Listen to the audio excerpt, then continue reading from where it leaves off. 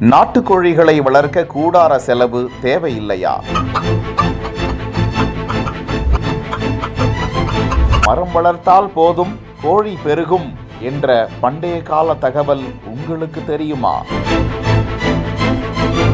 நேரடியாக விஷயத்திற்கு வருவோம். கோழிகளில் நாட்டு இன கோழிகள் மிகவும் சத்து மிகுந்தவை என்பது மருத்துவ தகவல். அவ்வகை இன கோழிகளை வீட்டில் வளர்க்கும் போது கூடாரம் அமைத்து அவற்றை பராமரித்து பெருக்குவது என்பது நாம் அறிந்ததே. ஆனால் நாம் வளர்க்கும் கோழிகள் நம்மை விட்டு எங்கும் போய்விடாது. அதனை அடைக்கவே தேவையில்லை. எங்கு அவற்றை வளர்க்கிறோமோ அங்கு நன்கு வளர்ந்திருக்கும் ஒரு மரம் இருந்தால் அதுவே போதும். அதில் வந்து கோழிகள் தங்கிக் கொள்ளும். கோழிகளை பிடிக்க வேண்டுமென்றால் இரவில் மரத்தில் ஏறி பிடித்துக் கொள்ளலாம். மரத்தின் அடியில் அதற்கு தேவையான தண்ணீர் இரை வைத்து விட்டால் போதுமானது. மற்றும் தனக்கு தேவையான இரையை அதுவே வெளியிடங்களில் தேடி உண்டு கொள்ளும். இப்படி மரத்தில் வந்து அடைந்து கொள்ளும் வழி என்பது பண்டைய கால தமிழர்களின் கோழி வளர்ப்பு முறைகளில் ஒன்று என்பது குறித்து மட்பாட் சேனல் என்கிற இன்ஸ்டா பக்கத்தில் பதிவு வெளியிடப்பட்டிருப்பது குறிப்பிடத்தக்கது.